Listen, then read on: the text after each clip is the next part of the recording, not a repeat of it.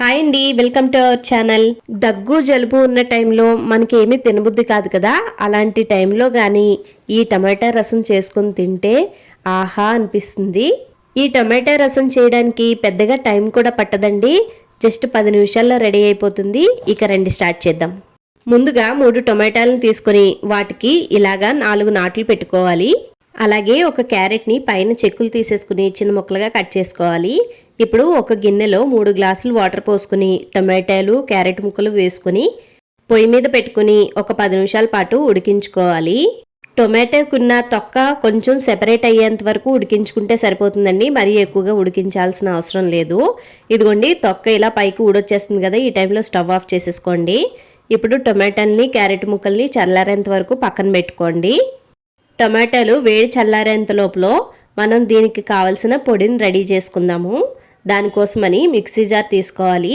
దానిలోకి 1 స్పూను ధనియాలు, 1/2 స్పూను జీలకర్ర, 1/2 స్పూను మిరియాలు, అలాగే 2 లవంగాలు, 2 యాలకులు, చిన్న దాల్చిన చెక్క వేసుకుని వీటిని మెత్తగా గ్రైండ్ చేసుకోవాలి.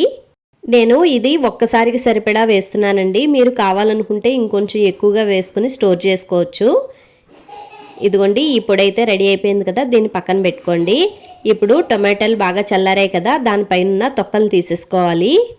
తొక్కలన్నీ తీసుకున్న తర్వాత మిక్సీ జార్ తీసుకొని ఈ టొమాటో ముక్కలు క్యారెట్ ముక్కలు మిక్సీ జార్లో వేసేసుకొని వీటిని మెత్తగా గ్రైండ్ చేసుకోవాలి.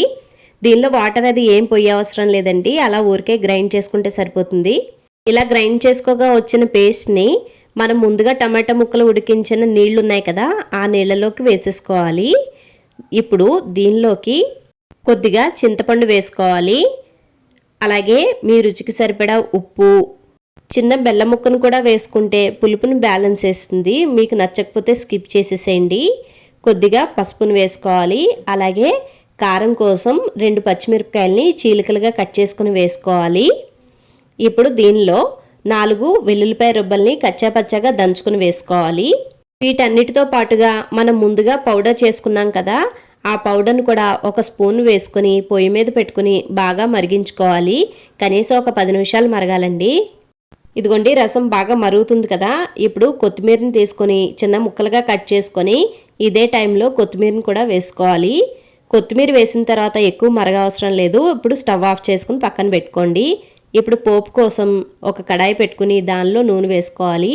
నూనె బాగా కాగిన తర్వాత జీలకర్ర, ఆవాలు, ధనియాలు, మెంతులు, కరివేపాకు, ఎండుమిర్చి వేసి కొద్దిగా వేగనివ్వాలి. అవి వేగిన తర్వాత మీకు నచ్చితే ఇంగువ కూడా యాడ్ చేసుకుని ఒక్కసారి కలిపేసుకుని రసంలో పోపును వేసేయడమే. ఫైనల్గా సింపుల్గా టేస్టీగా ఉండే టమాటా రసం అయితే రెడీ అయిపోయిందండి.